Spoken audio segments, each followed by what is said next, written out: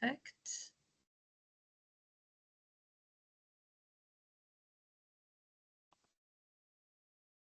I'm sorry, one more second.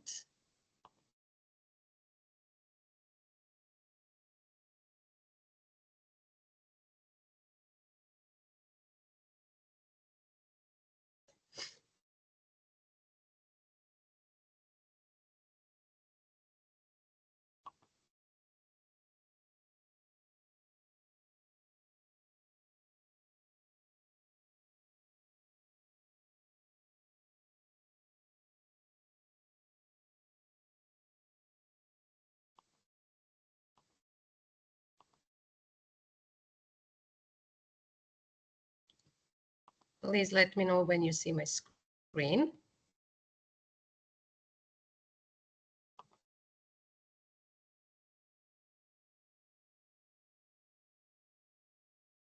Not Do you yet. see my screen? No.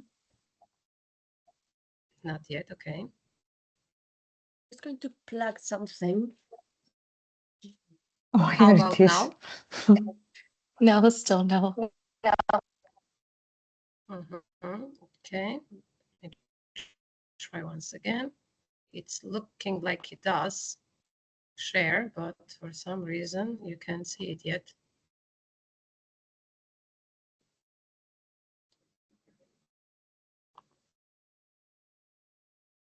Can you see it?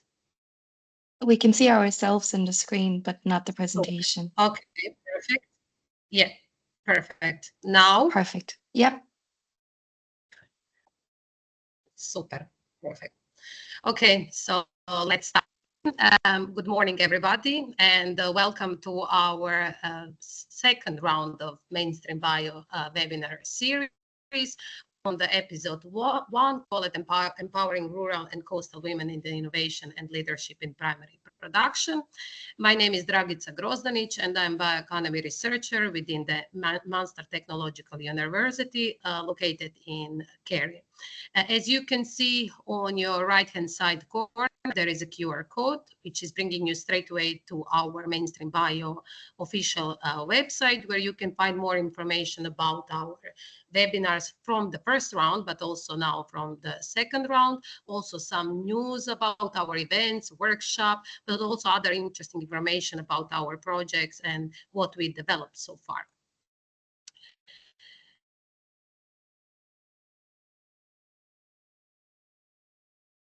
Let me tell you that today's webinar is going to be a recording webinar for the educational purposes. So just that you are all aware of it.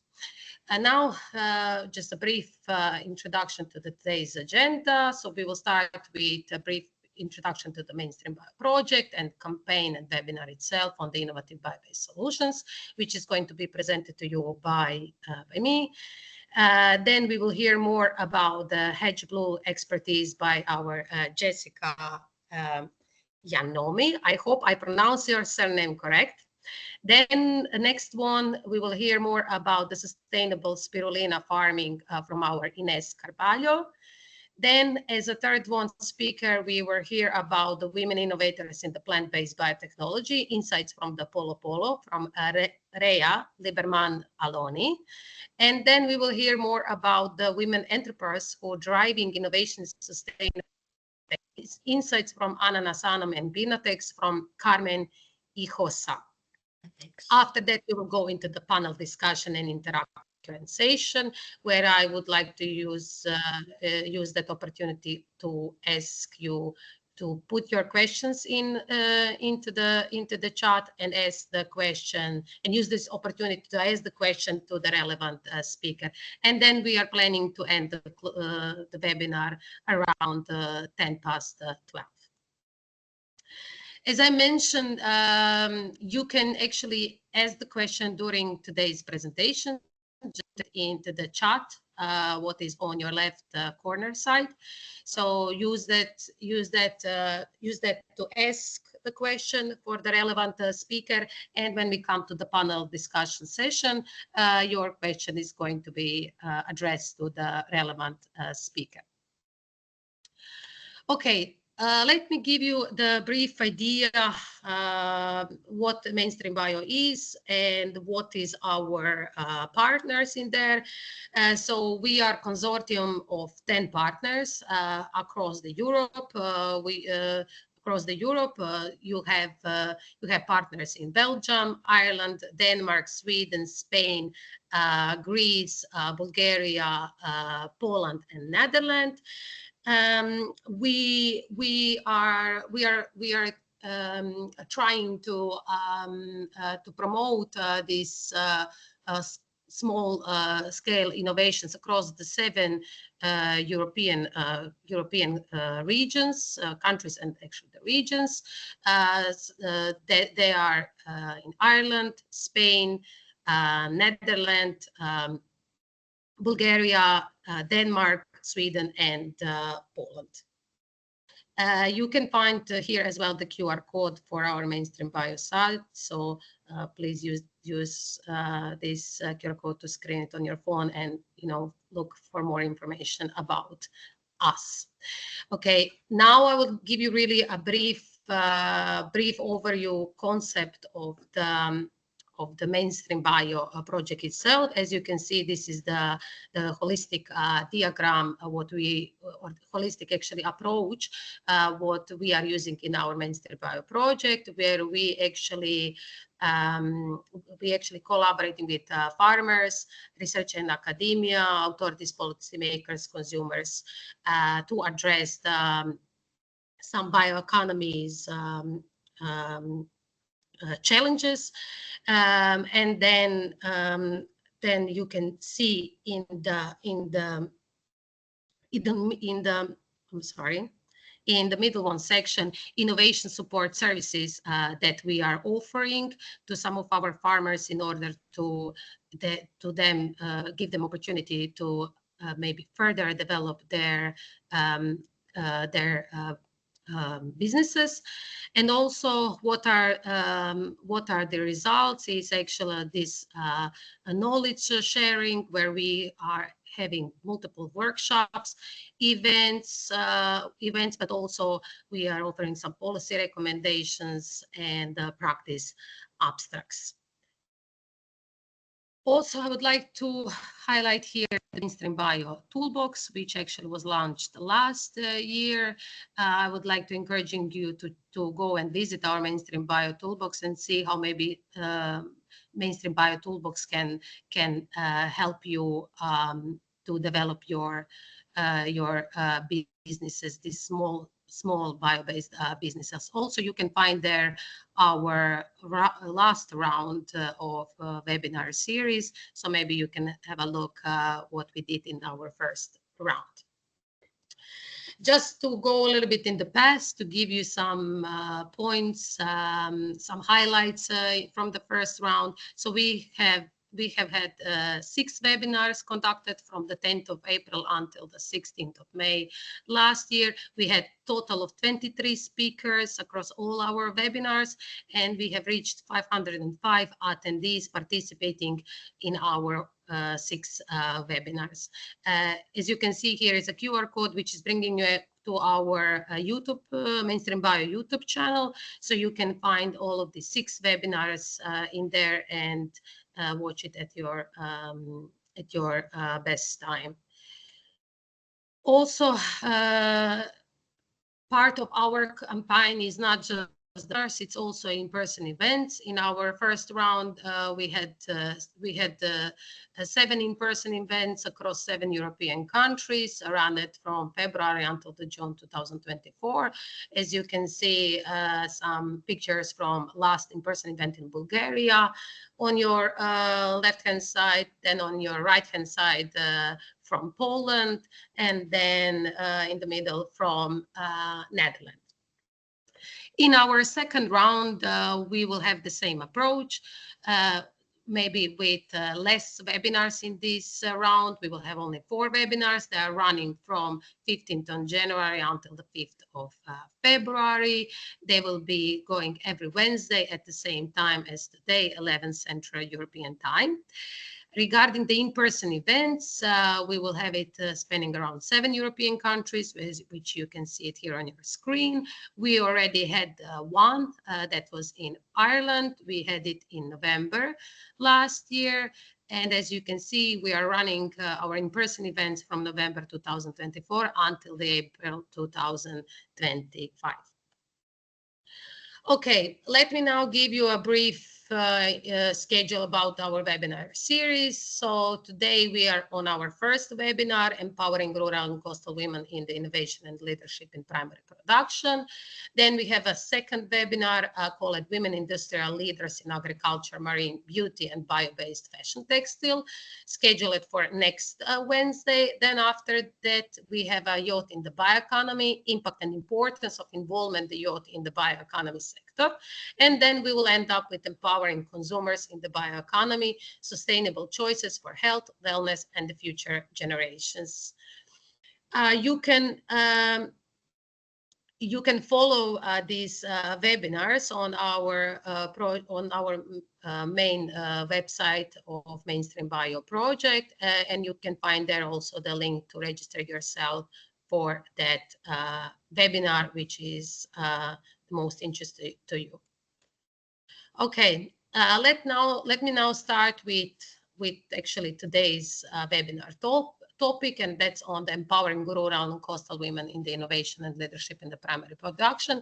So today's objective is to explore contribution of women to innovation and sustainability in primary production sector, share inspiring successful stories and the practical strategies for leadership in rural and coastal communities, and provide you insights into the circular bioeconomy principles and their application in agriculture, aquaculture, but also in the textile.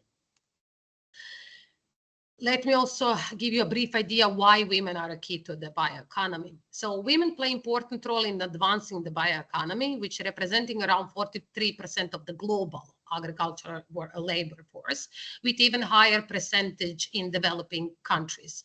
This figure masks considerable variation across the regions and within countries according to the age and the social class, of course.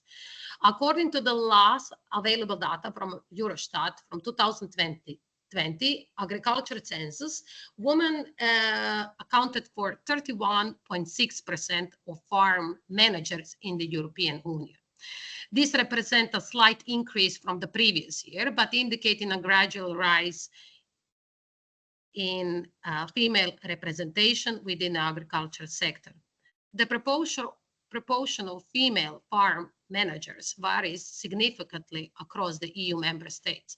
For instance, Latvia and Lithuania reported a more balanced gender distribution, with the women comprising 44.8% and 44.9% of the farm manager, respectively.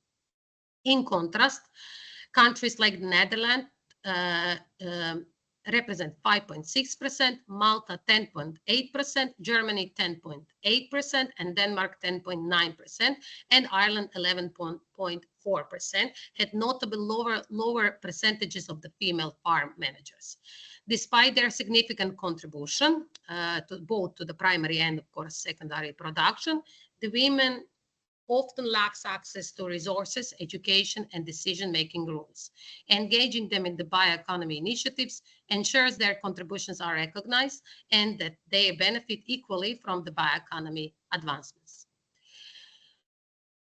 Why the women's contribution to the bioeconomy is important? So the key benefits for the women in the bioeconomy is the economic independence and diverse income opportunities, leadership and entrepreneurial roles as a pioneers in the eco-friendly solutions, contribution to the climate resilience, soil health, and the marine conservation.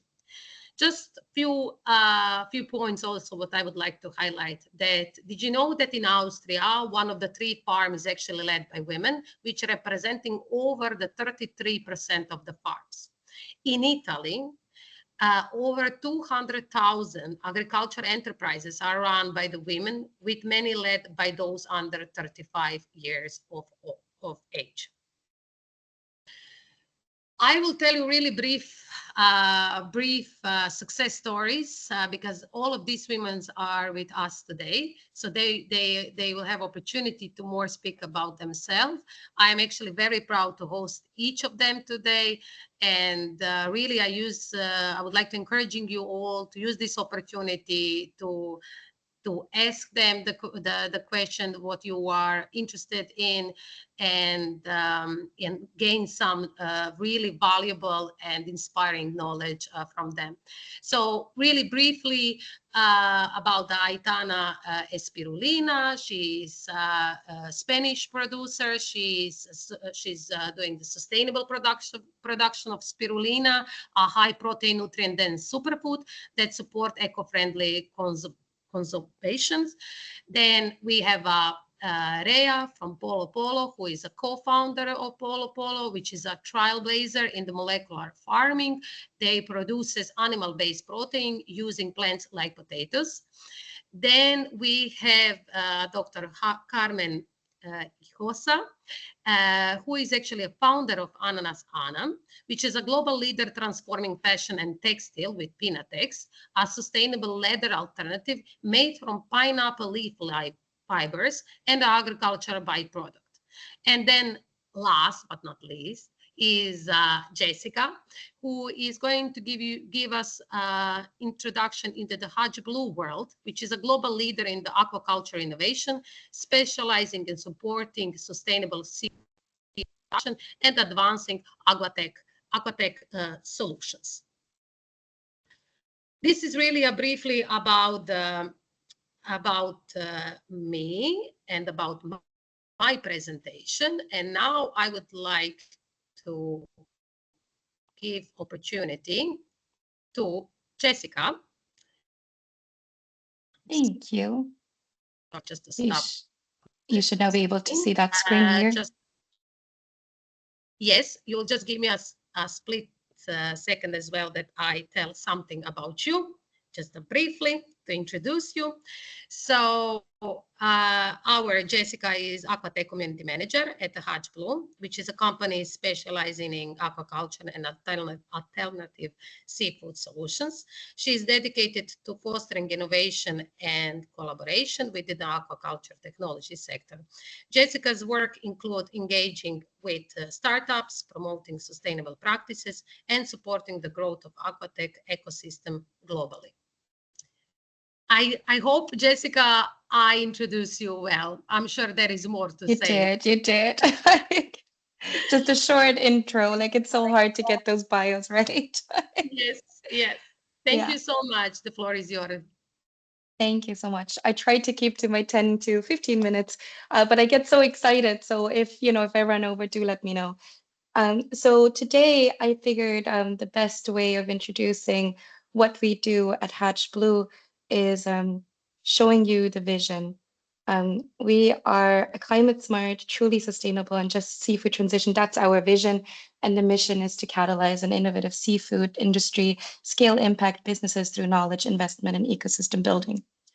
What that means is that we look at the solutions that are fostered within coastal regions and the technologies that that ventures within those regions have, and we try to support them because that's often what is missing. You might have a great idea, but you might not know how to make that business scalable. And our support is in identifying these solutions and figuring out if your solution is the right one for wherever you are at the moment, or maybe that solution works better in one coastal town over because they have different issues that they're dealing with, different challenges, but you might actually have the solution to support their development.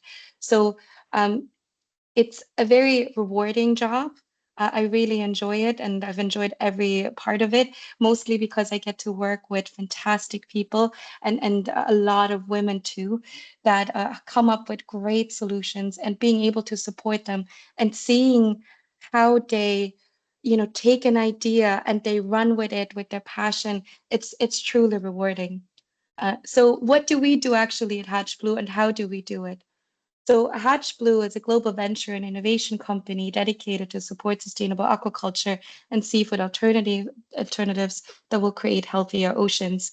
Uh, that seems like a lot. What does that mean in practical terms? So we are four business units. One of them is our Hatch Investments. So we have about 40 investments across aquaculture and alternative seafood. And each month we have a portfolio call, so we get to see what they're doing, how they've progressed since the last investment, and where they're looking to go to next. The Irish Strategic Investment Fund actually invested 15 million into our Blue Revolution Fund, which closed actually at I think 90 million euros rather than 75. And what that means is that we have 15 million euros earmarked for Irish ventures specifically.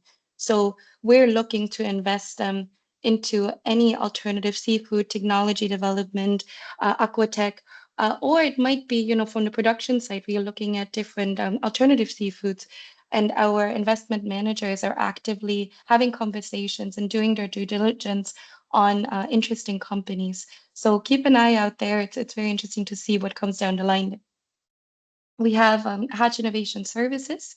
Combined, they have 65 years of experience in the aquaculture world, and they work a lot with stakeholders.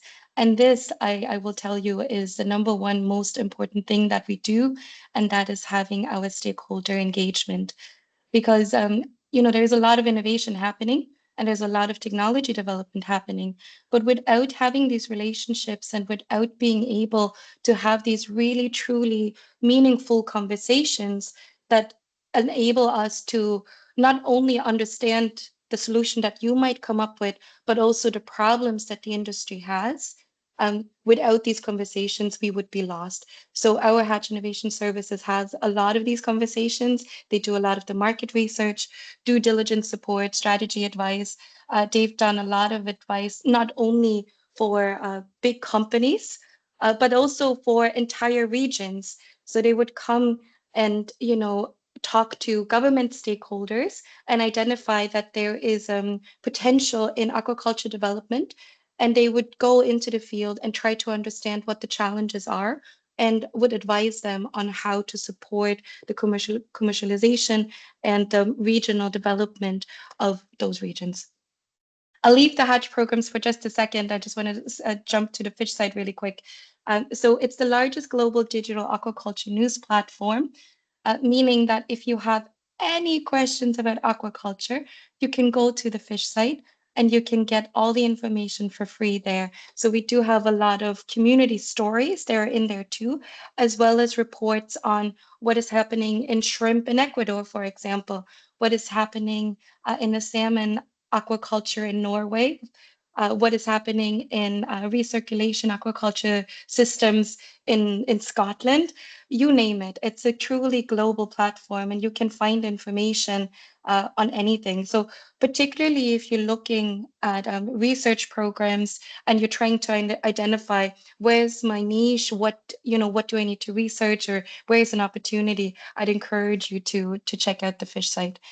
We also do have a media agency, and what they do is truly magnificent in terms of building brands for companies that you come up, you might have your great idea, but you have to be able to communicate effectively what that idea is about and why anybody should be interested in buying your product, but also why investors should be interested in investing into your business. And so our media agency, they put together branding Bibles, they put together strategies specific to your business and what they've seen, what they've done. Anytime I see it, I'm truly amazed, just, from the creativity aspect of it. Now, finally, Hatch programs, what do we do? This is where I work. I'm a community manager. As you've gathered by now, I like to talk. It's an important thing in terms of building and supporting a community. And we do the support in different stages. So depending on the region and depending on the skill sets that are available, typically we start with like a venture builder, meaning that you might be an individual with a great idea, but you mightn't understand, or you mightn't have the resources available to you to build a venture around that. So we not only give you access to mentors, aquaculture specific mentors that can support you, but we also might help you in putting a team together that we think might work and that could support each other and build that business together. The second stage of that is an innovation studio. We've run the seventh now in Ireland. So we had over 50 companies that have come through that innovation studio. It's a 2-week program where we get together in a room. And by the end of it, everybody is thoroughly exhausted because you sit down and you work on your business. You dedicate that time. And it's a lot of emotional labor as well as a lot of mental labor and understanding where is the actual challenge and how is my business actually uh, supporting the the unlocking of that challenge. So up to date, and sorry, the next stage is the CREST program, which works with high potential companies that have nearly gotten out of the valley of death, which means it's a very precarious time. If you work in business, you understand this is like the super crunch time, and we support them in making a global impact there. Up to date, we've supported over 500 companies. Now, that sounds like a lot because it is a lot. We started in 2018, and you might think we're 120 people. We're not. We're only 35 people working across the globe. So here you see our global footprint. You see we're based in Norway, we're based in Ireland, and Singapore and Hawaii. Those are our main offices, but our impact is felt globally, and we're really proud to support companies across the globe.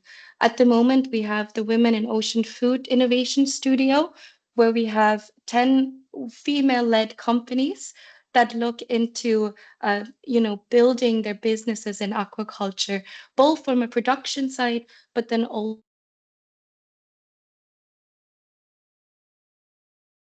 and just to see the work that they do. Unfortunately, I'm not with them in Mexico right now, but I get to see the social media impact, and I get all the text messages on the amazing work that they do.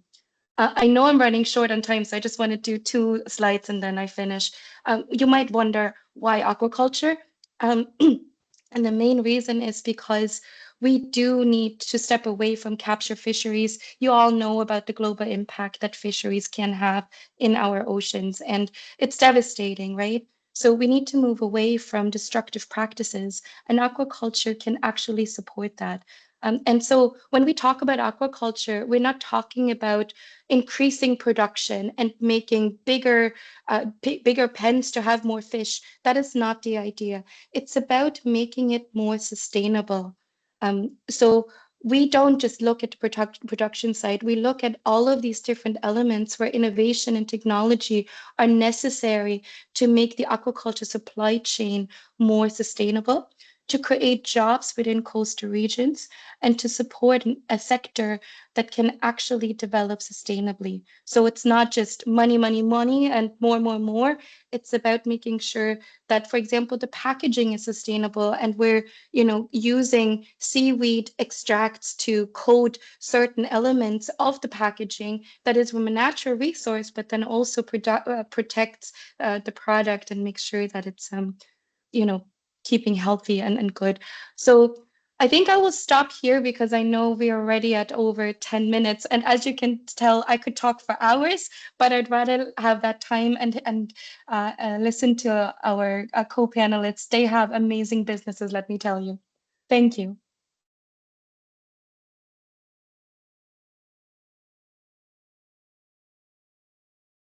Thank you so much, Jessica.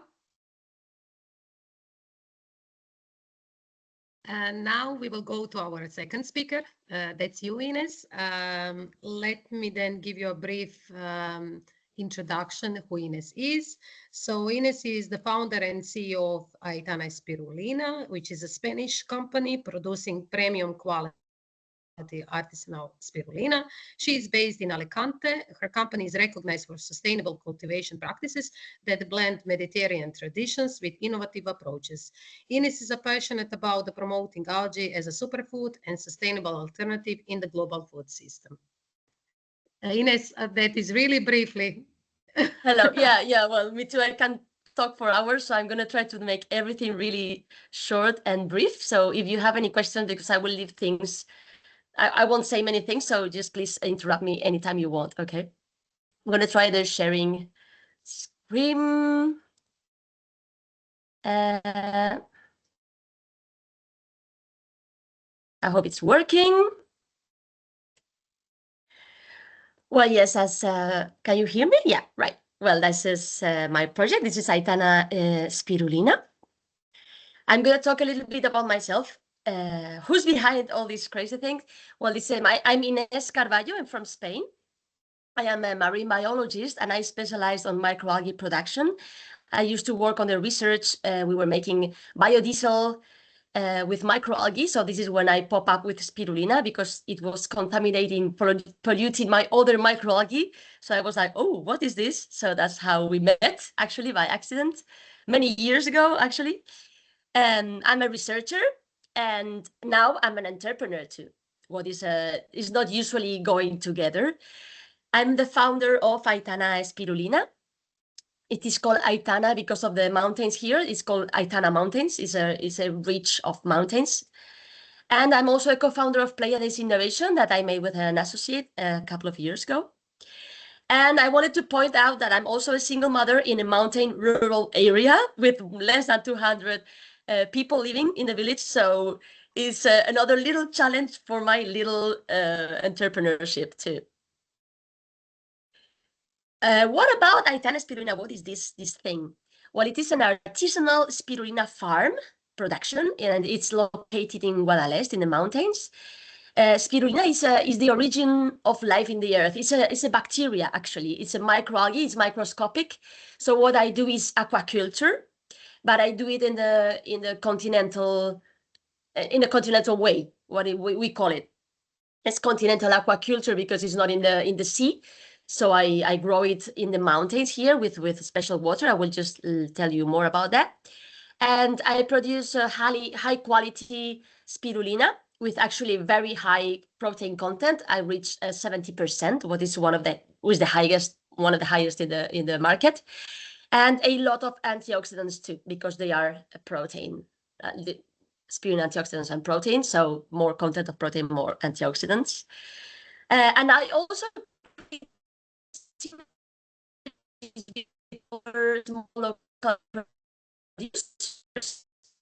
products because actually it's very small. So I need to make like dots for making like almond with chocolate with spirulina, and I do it with other colleagues in the valley, and I also use eco-friendly methods for cultivating to minimize environmental impact. For example, I use solar energy. I've got my own solar panels, and I use rainwater, so I'm not taking the water from the soil, so I'm not competing with agriculture, for example. And I also recirculate most of the water and the nutrients I use. That is actually not much. And I use short chain supply. So for example, I sell in local markets, in small shops here in the province and in Spain. And I also have my online shop. So I just have a direct sales to the final customer. So it's really short chain compared with other competitors on my sector. I'm focused on the taste and the quality plus the taste, because real spirulina doesn't taste bad. And many people know it as a very disgusting powder, and this is not the real product. So I want to introduce the real spirulina on everyone's meal, because I wanted to see it as a food and not as a supplement. It's another product from aquaculture. It's a food actually, but we are used to see it as a little tablet or like a disgusting powder. So I dry it at low temperature, and I use also fresh spirulina. That is something really new that we are not at all used to have, because you can only have fresh spirulina if you have a small producer or a producer nearby. That is usually not the most common thing. Well, you can see a picture up in the right. This is the spirulina I make. It's a crunchy, so the texture is very yummy too. So you can add it to the food, whatever you want. Why spirulina is that important? Well, I don't know if you're aware of protein contents, but this is a little graphic here in the left side. You've got the eggs, like 6 grams protein per kilo, and spirulina has a 70%. So it means in 100 grams, you've got 70 grams that are spirulina. And it's actually a full, like a complete protein. So it has all the amino acids. It's really high quality spirulina. Protein. Compared, for example, with meat or soya. That's what we are using as a protein source. So it's really efficient as a food, plus all the vitamins, all the minerals it has. It's not just the protein, it's the whole food, and it's a superfood. If there will be a superfood, it will be spirulina. Also, the environmental impact has like nothing to do with aquaculture or agriculture. So I'm comparing my medium scale spirulina farm on production. Even the big ones are more sustainable. For example, the water-wise, they use 2 times less water than soy for a kilo of protein, 17 times less water than for beef. Also, we grow it in pools, so we don't need arable land. So you can grow it in the desert. You can grow it in places that you cannot grow all the things. So you can use all these unfertile soils to grow more food, and like really good, healthy food. Also, fossil fuel use is very low. We don't use tractors. So the only footprint with fossil fuel is about the ingredients coming, and the deliveries. But we are not using gas or like transportations or arable, tractors or landing engines. This is my farm up here. You can see the mountains and the rainbow when it rains. So I grow in small pools. You can see the pools like in the right side. And I grow it under a greenhouse, so it's more hygienic. I keep the heat and I preserve it more, so quality is going to be better. We're only 6 small producers in Spain. In France, for example, there are almost 300. So we are really small in Spain. And me, I am really small because I'm just by myself doing everything. So I made it quite small.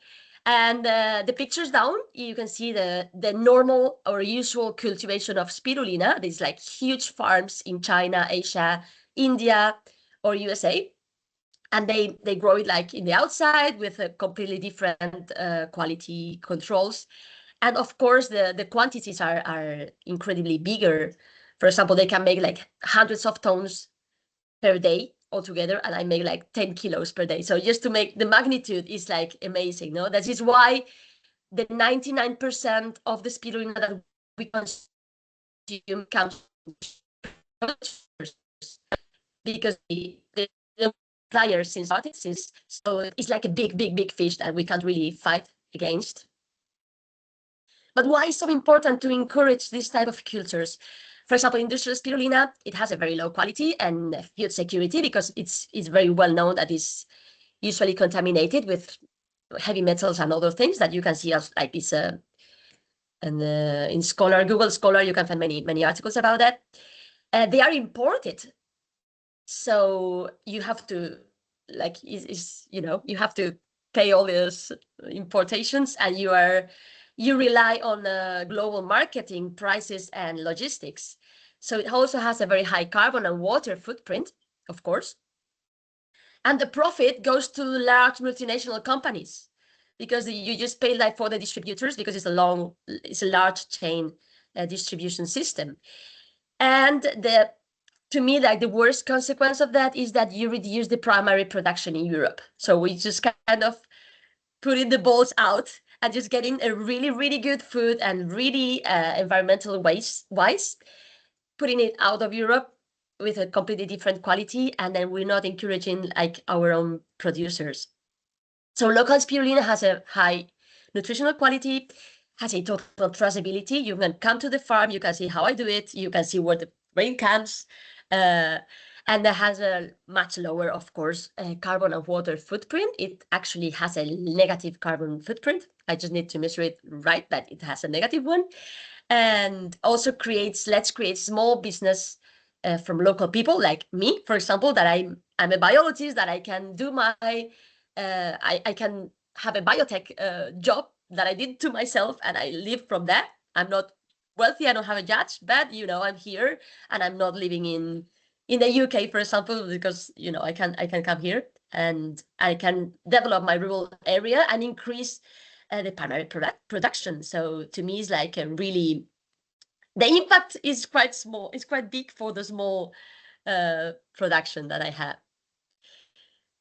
I want to see it like a farm to fork, because it's like, to me, is really like if you have tomatoes and you just sell it to the final customer. And I want, like, my goal is to see spirulina as the new Mediterranean food, because it's really, really good for dry climates. It's really productive, and you can grow it really, really good on Mediterranean countries. So why are not we doing it already? So it's okay, yeah. Mediterranean foods is like wine and almonds and spirulina. So that's my goal, like my future goal. This is my dryer. Is a low temperature dryer. This is me with in my lab, and this is how it ends up. No, like you can. I'm in many restaurants here because people really appreciate my product, so I'm really happy about that. Okay, just a little bit. I want to talk a little bit about the challenges and also my next steps. Is like how I want to overcome that. So as our colleague just said before in her presentation on Blue Hatch, our main challenges is overcoming initial funding issues, because being small is really hard. Like bureaucracy and also investments are made for bigger companies. I just started from scratch. I started from zero in the pandemic.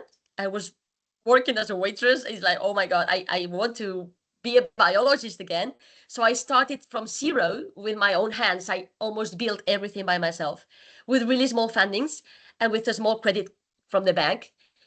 So it's hard first to believe on your project and to make other people believe on it, and getting an investor for such a small project is really, it's quite impossible actually. Also navigating market entry and consumer education, because I don't know if you already knew spirulina, but many people don't know it. And the people who know it only know the industrial one. So it's like, yeah, well, I don't like it. It's not a good taste. It gives me strange side effects. So to me, it's like a lot of energy. I put a lot of energy and resources on introducing my product to the market. And so that's a big challenge. And also adjust production to sales, because in the beginning, I started really small. Like I thought I was not going to be successful, and I couldn't, like, nobody would like to buy my spirulina, but now I'm out of stock all the time. So it's like, oh my God, I was too small. So, it's really hard to make all these prospections where I'm just biologist. I'm not an expert on marketing or economics. So it was really, really a big challenge to me. I should have maybe have more confidence on myself. I don't know. So one of my next steps, of course, I want to make a blue-green re-evolution. Blue-green because spirulina is a blue-green microalgae. So I'm planning to scale production now. After 5 years, getting out of stock every year, and like more people getting interested on what I'm doing, I think I'm on time to scale my production, like with a replication nearby, of course, and also reach markets. Because also some like what we're a big shop and we want to sell your products, we need 100 kilos per month, and I'm like, oh my God, I cannot supply. So how can I keep being medium scale and supply, or maybe replication? So that's one of my goals. And also one very nice thing I want to start right now is to develop training programs for women in sustainable spirulina production, because like this, like you can replicate more, and I can, being alone is very hard. But also one of the things I find here is that it's very hard to hire people working the farm, because there's no formation and there's no, there's no schools, so I want to maybe start the spirulina production school. And also, like, I found that many women contact me because they feel inspired. So yeah, I think it will be a very nice thing to start.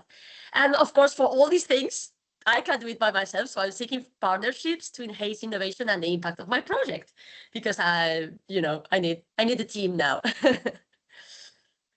So, well, if you want to make it happen, just please contact me. This is my contact information. I hope you enjoyed. If you have any questions. Yeah, we will leave the questions then for later on. Okay. We will just use it in the panel discussion. We will ask the question.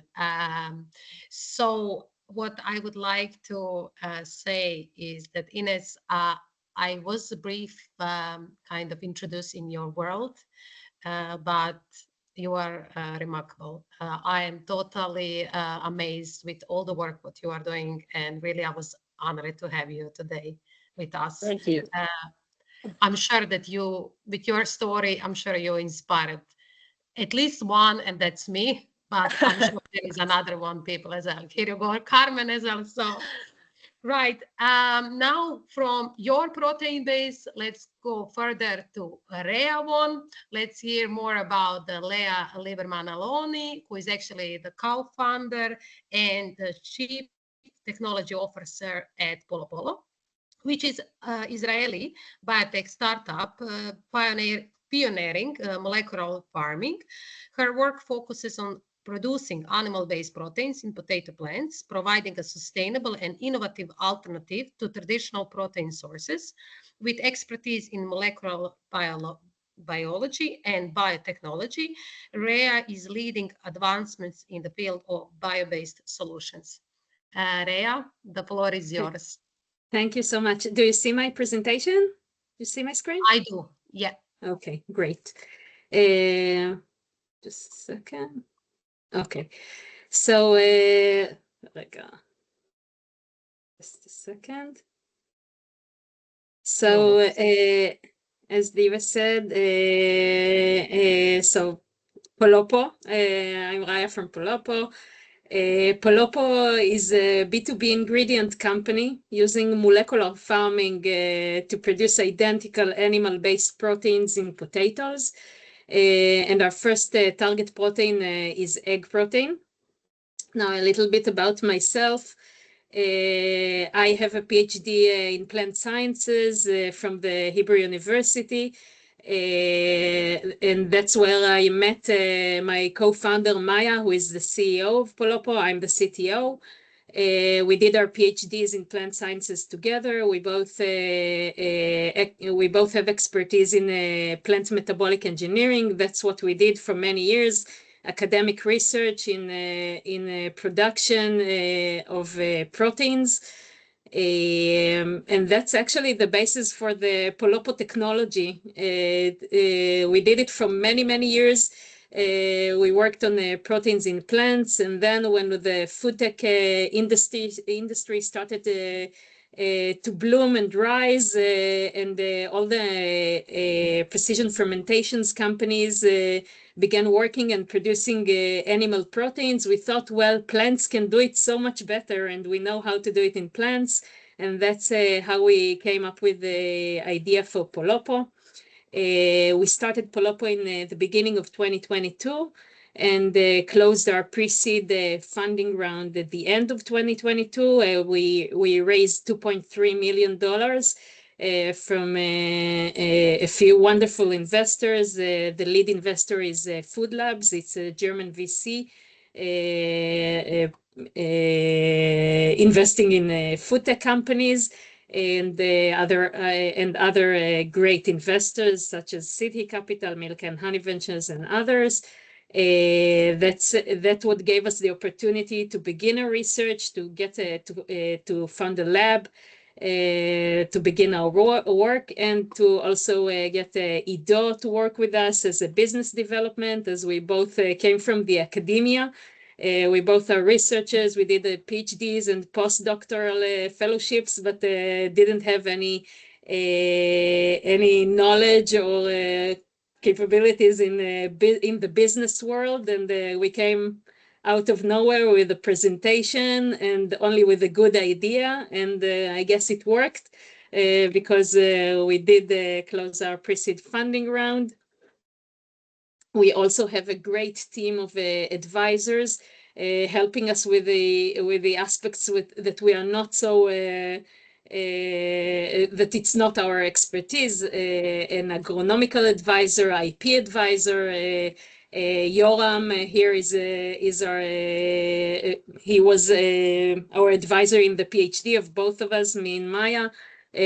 We have downstream process advisors and regulation help. Now a little bit to the problem that we are trying to solve. When it comes to eggs, sustainability and animal welfare are not the only problems. In 2023, in the US alone, it is estimated that avian flu outbreaks has resulted in approximately 40 million animal losses and associated with the $3 billion economical costs. And Polopo is here to reduce the reliance on animal farming and to provide a sustainable and stable supply chain of egg proteins. And just imagine a future in which animal proteins can grow sustainably, because this is what Polopo's vision is, and that's what we are here to do. So the methods that are being used today for alternative protein production are mainly precision fermentation, plant-based proteins, and to rely on animals. But all these solutions have their problems, and the plant-based and fermentation solutions, we see them struggle. And we are using molecular farming, which ticks all the boxes of taste, nutrition, functionality. It's animal-free, and the scale-up is quite easy. All we need is another potato field or another field for other molecular farming companies. We use the power of synthetic biology and the scalability of plants, and then we can outperform the current solutions and provide a solid solution. So a little bit about molecular farming. It's quite an innovative field of biotechnology to be used in food. It's actually a solution that's been there for many years, but for other metabolites, not for food. In the cosmetic industry, but not in the drug industry, but not as food. And we are genetically modifying our potato plants. So we teach the potatoes how to produce and accumulate animal-based proteins. And in the Polopo technology, all the proteins are being produced and accumulated in the tuber. That's the part of the plant that we eat. And this enables us a large-scale production of proteins in a cost-effective way. By now, since we closed the pre-seed funding round in the last 2 years, our team has accomplished all the milestones we set for these 2 years. We've screened, you see here, do you see my pointer? So we see here our culture room. We screened over 100 genotypes. These are all potato plants. We have growth facilities. We scaled them up. We have a greenhouse. We have controlled rooms. And in the last few months, we actually planted our first outdoor field trial. Here you can see we already harvested potatoes with a high protein content. They are rich in protein. We extracted the protein out of them, and now that's our final product. It's a dried functional protein powder that can soon, we are analyzing it now, and then it can be incorporated into one of our potential clients' food applications. So potatoes naturally they don't produce high amounts of proteins, but in our technology with our genetic manipulations we are elevating the protein content in the potatoes, which makes them kind of a flexible platform that can produce a wide range of different proteins. We call this platform, our amazing potato platform, the Super AA, which allows us to offer diverse protein solutions for the food industry. And we are, as I said before, we are starting with egg proteins. Our process for scientists is quite straightforward. First, we insert the gene coding for valbomin. It's the egg protein. It's the sequence from eggs. We insert it into our potato platform without touching a single animal or egg. Once we have the commercial genotype, in the case of potatoes, we can just multiply them. We grow potatoes in a normal field, open field, like any other potatoes. Any potato farmer can grow it. Once they are fully grown, we extract the proteins out of the potatoes. We harvest the potatoes and then extract the proteins. We dry them into powder, and then it can be formulated into many food products, into the current processing lines and the many formulations that we are working on. Potatoes, we chose potatoes as our host, although there are many other molecular farming companies working on different plants. They're working on soy and tobacco and grains.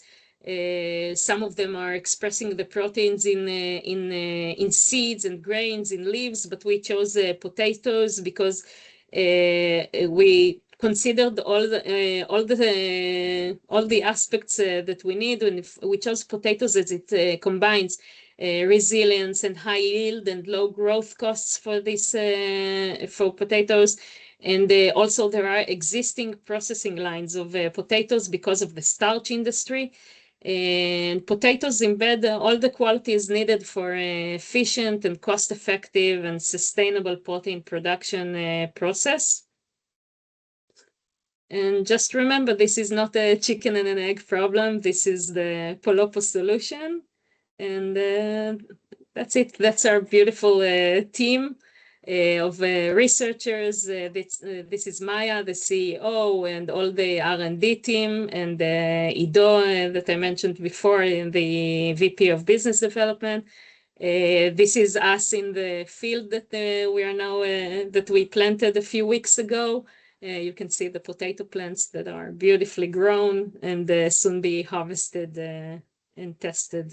And thank you. You can. This is my email if you want to ask any questions.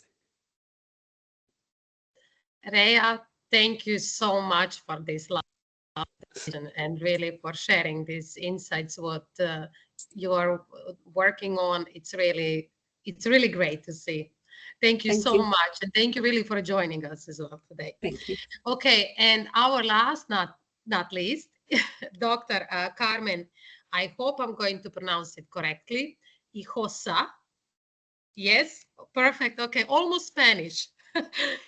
She is a visionary entrepreneur and the founder of Ananasana, the company behind Pinatex, an innovative and sustainable leather alternative derived from pineapple leaf fibers.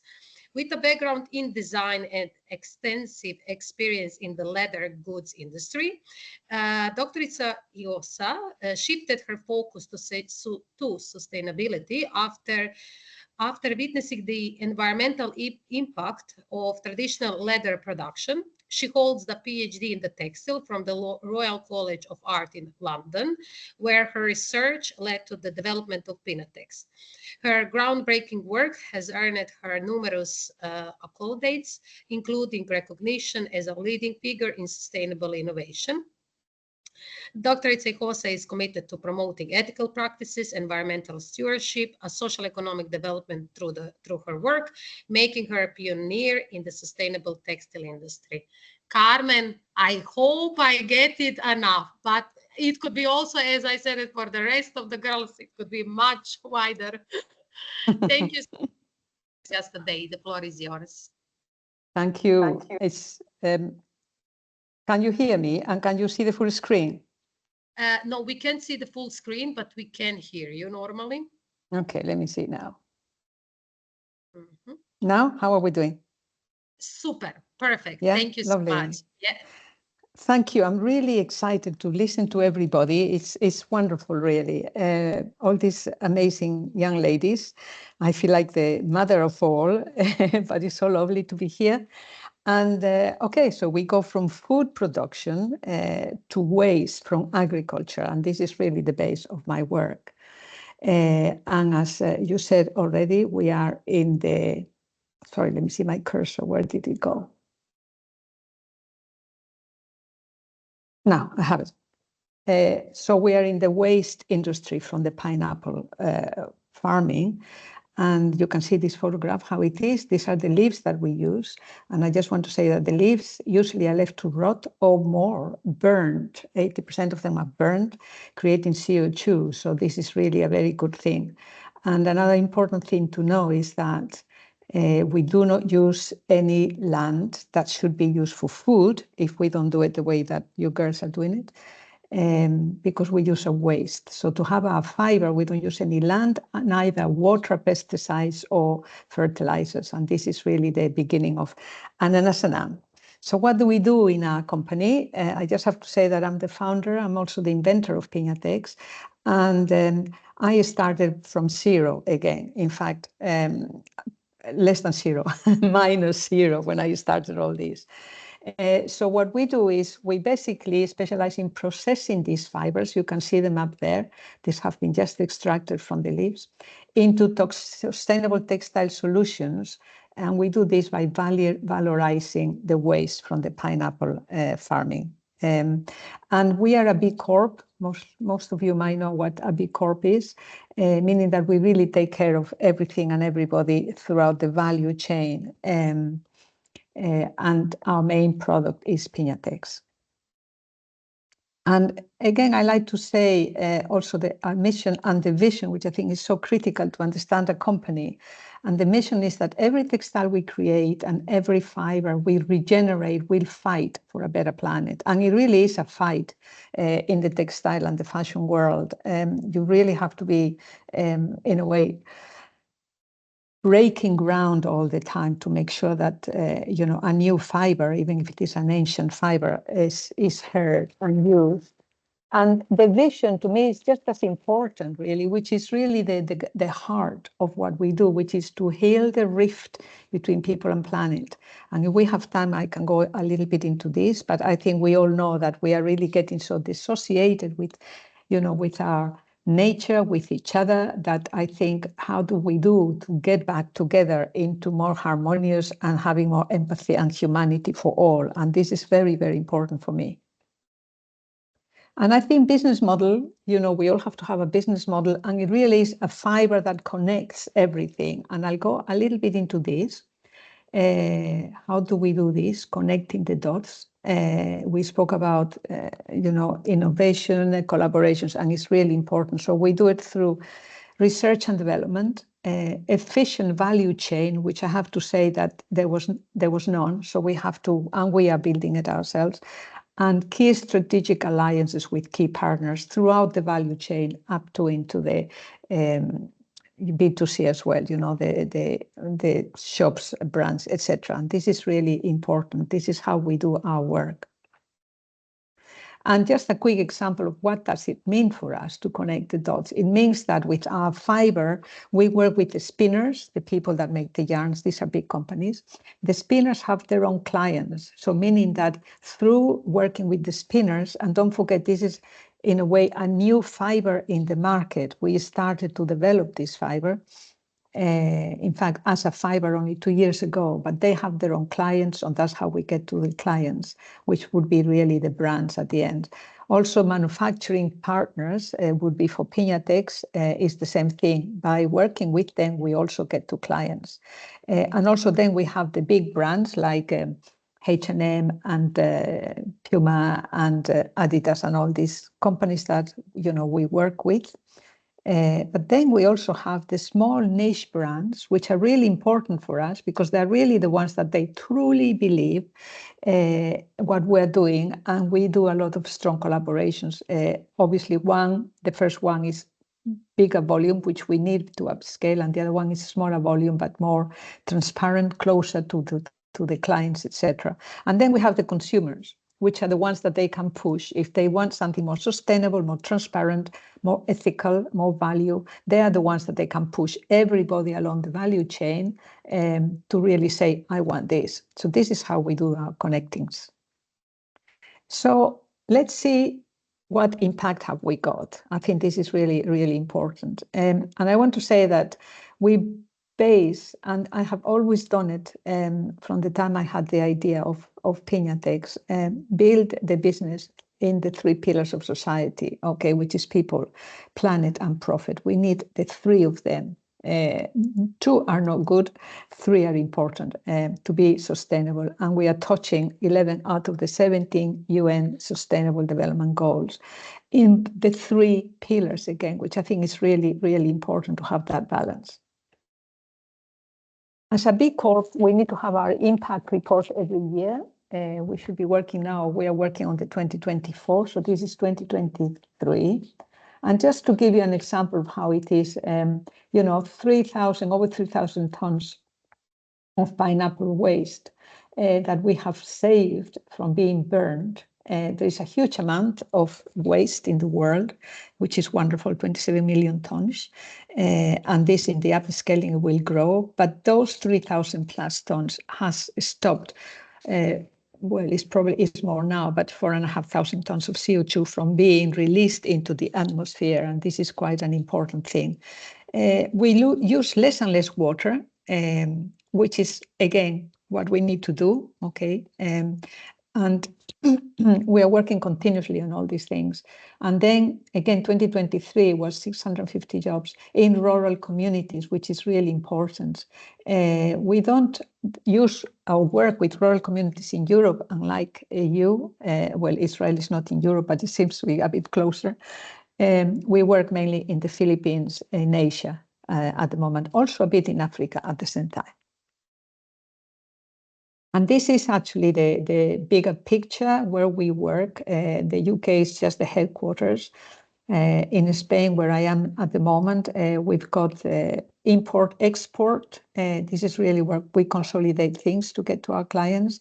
We work in the Ivory Coast. One of our business partners is in the Ivory Coast, working with fruit. It's a fruit business, so it's really an interesting one. Just to give a little example, they have ships from there to France, which is basically Marseille. So, you know, we can bring our fiber the same way. So that really works very well. Bangladesh, where we work with a lot of farming communities, with a lot of women that they now have jobs where they didn't have before, particularly in the farming community. And the Philippines is really our biggest place where I started, because I was a consultant for World Bank when I left, while I was still with the leather industry, and I found the ecological and social disaster. And that's where I kind of discovered fibers, right? So at that time, we were employing over 700 and something people, mainly in rural communities. We spoke a little bit the impact of Piñatex, but I think you all know about circular economy, which is absolutely the most important thing, and how we need to work ourselves. So we work with farming communities and cooperatives and big multinationals, particularly in the Philippines.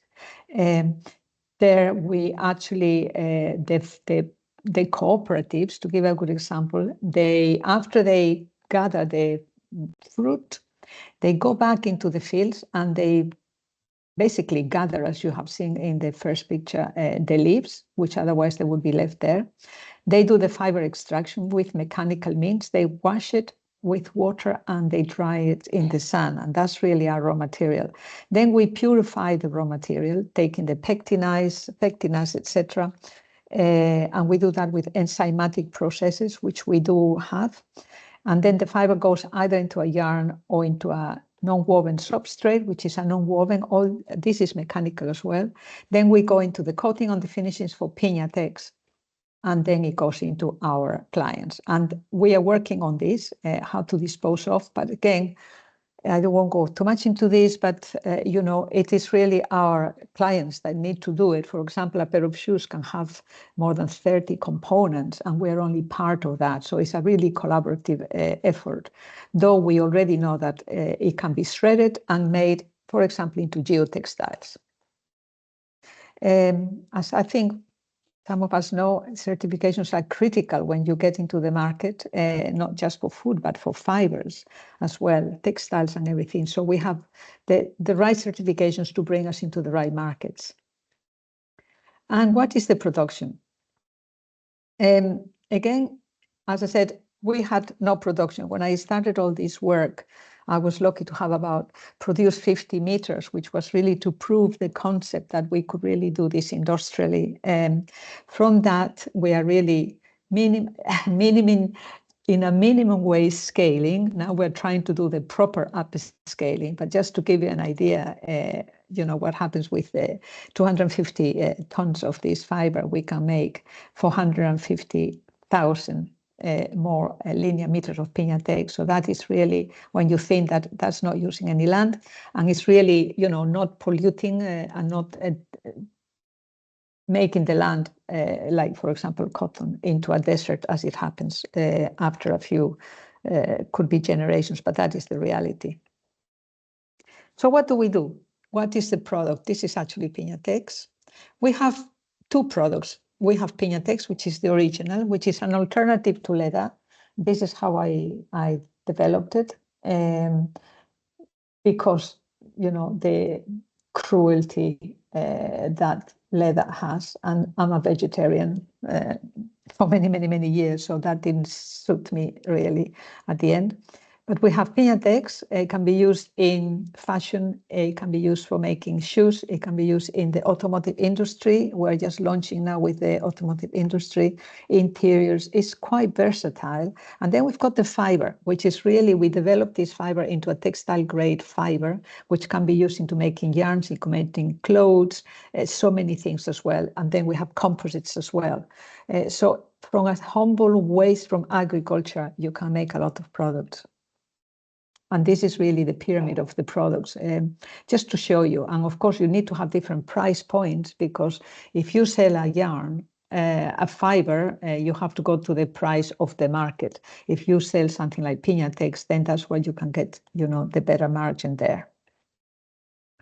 So we call it Anam pulp. And if we have time, I'll tell you what. Well, Anam, for the people living in Ireland, you may know what it is. Anam means soul, and I was living in Ireland. I lived in Ireland most of my life.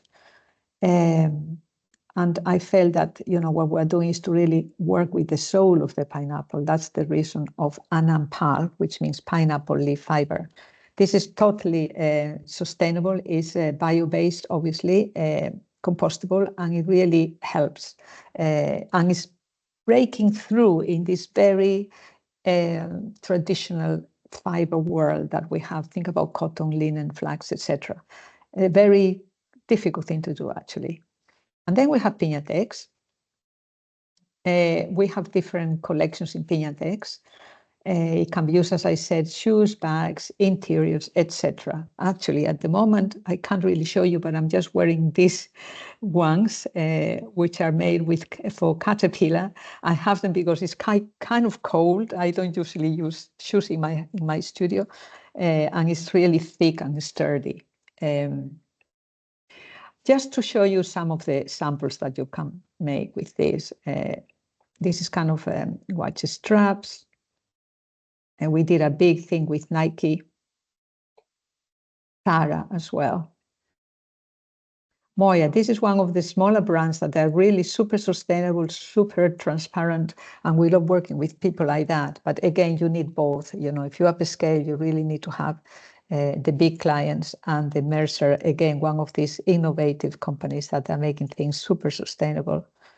These are my Caterpillar shoes. You can see them there. And then fashion, Evelyn Fink, making wonderful things. This is Piñatex. H&M, we did some very good promotions with H&M. Wupay is a couturier in Paris, a very special, I mean, it's very difficult to work with haute couture for a material like ours, but she did a beautiful collection, beautifully made, and she wanted to make a point that, you know, we need to save animals. Mainly it was, you know, African animals, giraffes, elephants, etc. But she used Piñatex in the whole collection to show, you know, that, yes, we need to protect the animal world. Very beautiful. It can be used in interiors, as you can see there in the panels. And I like to see the challenges. We spoke about the challenges. We always have challenges. You know, every time you go one scale up, one step up, you have different challenges, really. And textile world, I want to keep it generic now. The textile world, these are the challenges that we have, which are the most critical and urgent challenges. For example, the first one is no fossil in primary materials, that in the bioeconomy, you know all about that. And we're really doing our best. At the moment, the resins that we use, they're 95% bio. They cannot be 100 because then you have to have all the technical tests, you know, the tear, the tensile strength. Imagine a pair of shoes to go hiking up the mountains. They have to be strong. So there is always a balance, and this is why the collaborations are so critical, that we need to work with these companies to develop things as we are doing. And it takes time. We just have to be, in a way, patient to understand, no, sometimes you cannot be 100% bio because it needs to work, and you need to collaborate and continue doing research and development to develop that. No fossil energy in production, that's absolutely very important. And I want to say that I don't have any pictures of these fiber extraction machines. They're called decorticating machines. But in the Philippines, they developed the first ones that they have solar power, and which is such a breakthrough. You know, any little thing helps in this way. And obviously produce locally on demand. And we are kind of, you can say, hi, produce locally. You have the fibers coming from obviously tropical countries. We don't have pineapples in Europe, I'm afraid. But what we are doing is to develop the local ones, like in the Philippines, and to do the whole value chain there. Again, it takes a huge amount of time because the knowledge is not there. The industry is not there. So we are working on it. And I want to share with you a little video to really show how it is in the farms, right? This is in the Philippines, in the southern part of the Philippines. Let's see if you can hear it.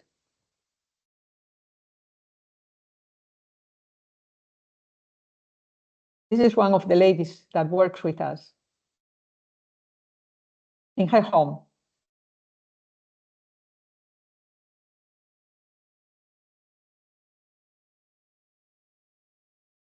These are indigenous communities, actually.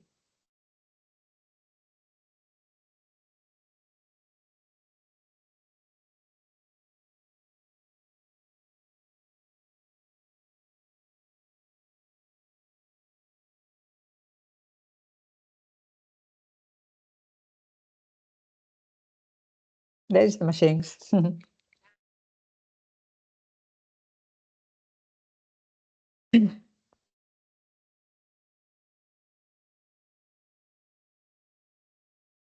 She made me cry.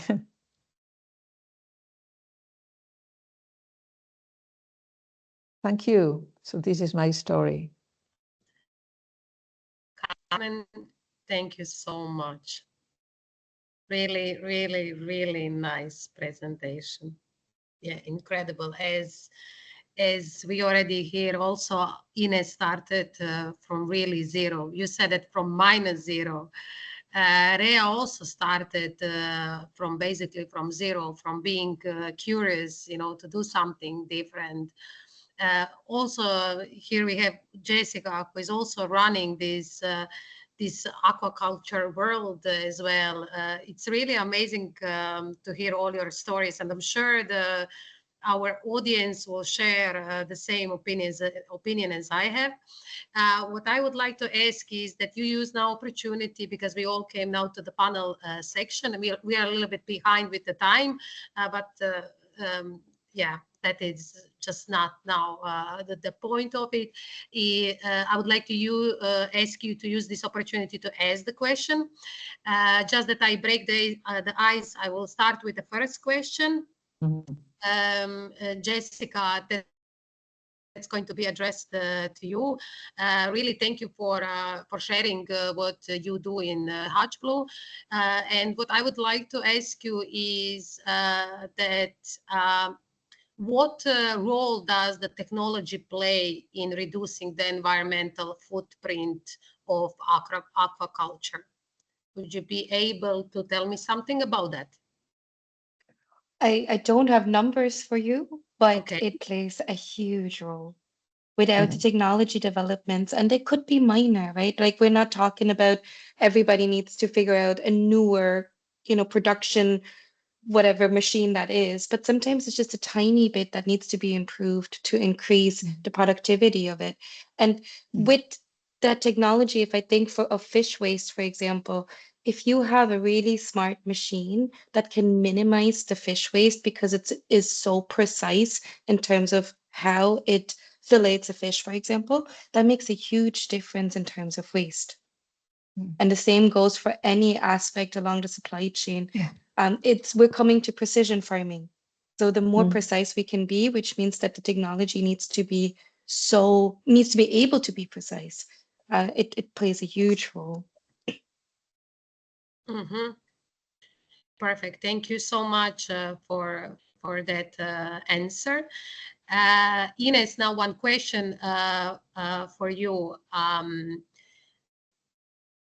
I heard a lot of things about what spirulina farming is, but would you tell me something, some insights on the environmental and nutrition benefit of your spirulina farming? How does it stand out as a solution for rural and coastal development? You're on mute, Ines. My micro, yeah, just found it. The most important is that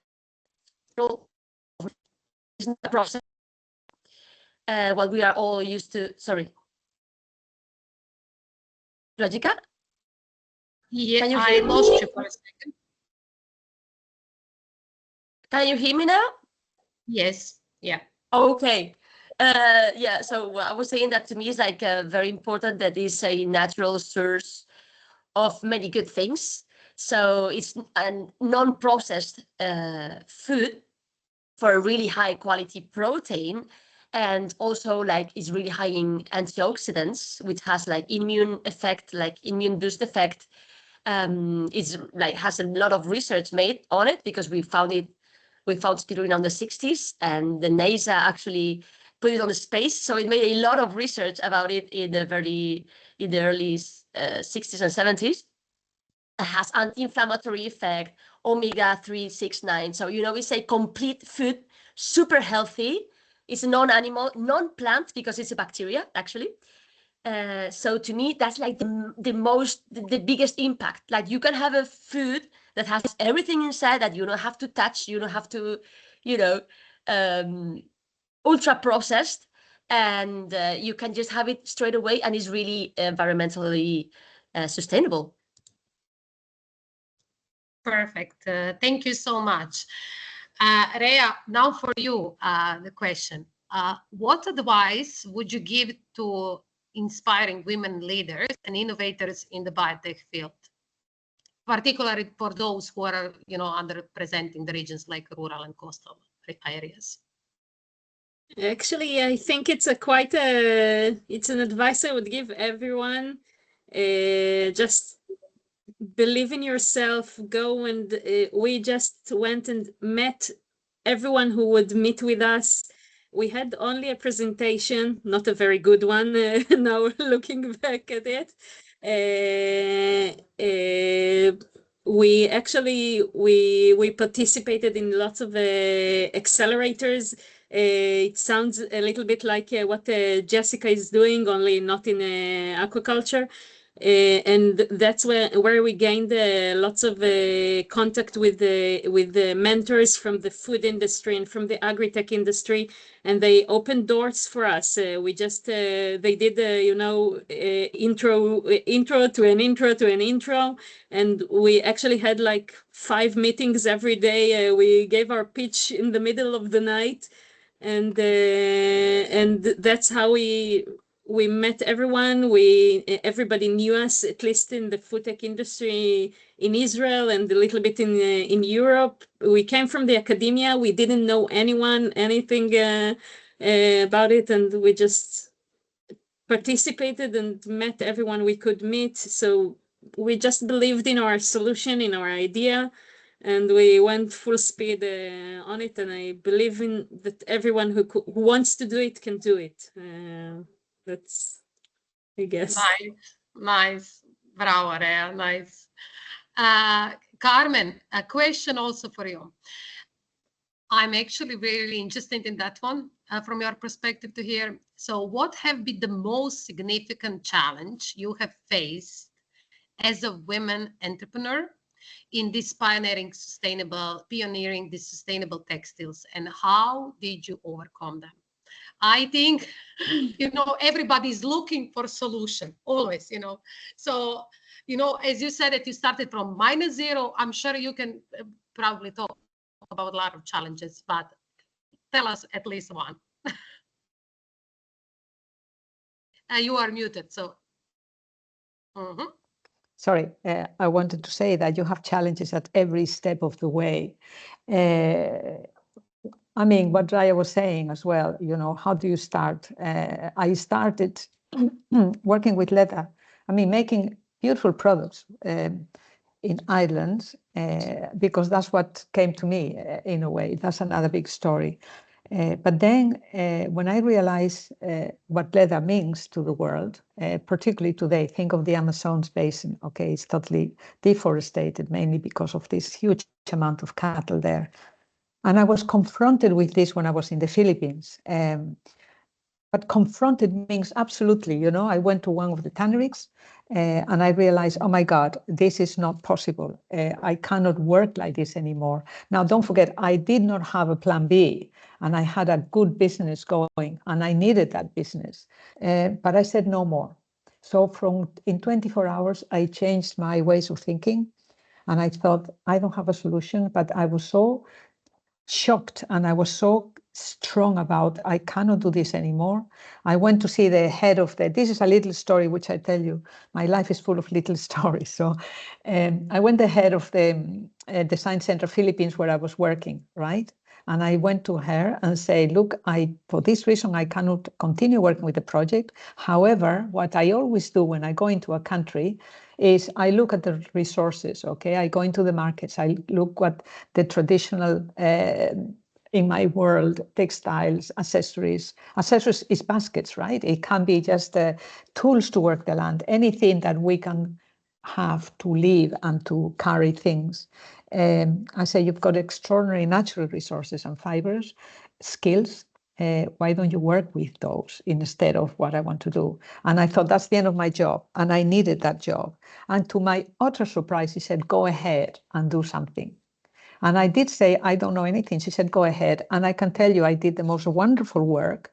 I didn't know too much, but I started to work with weavers, with farmers, with researchers, with people using natural fibers. And this is a little example, and we don't have time. I could tell you hundreds of them, really.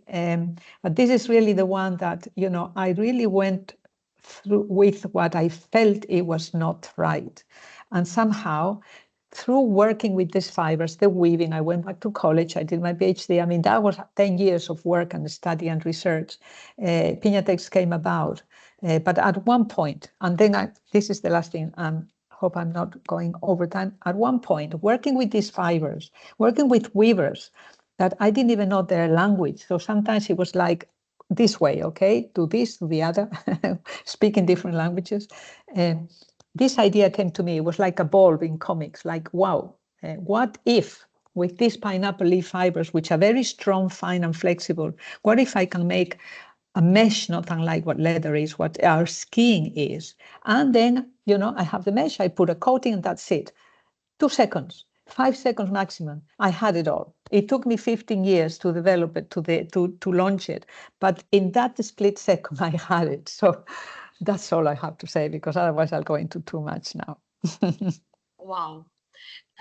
Carmen, just really the last one to get how, so when did you start this story with pineapple waste? So how long you are in this, let's say, bio-based fashion?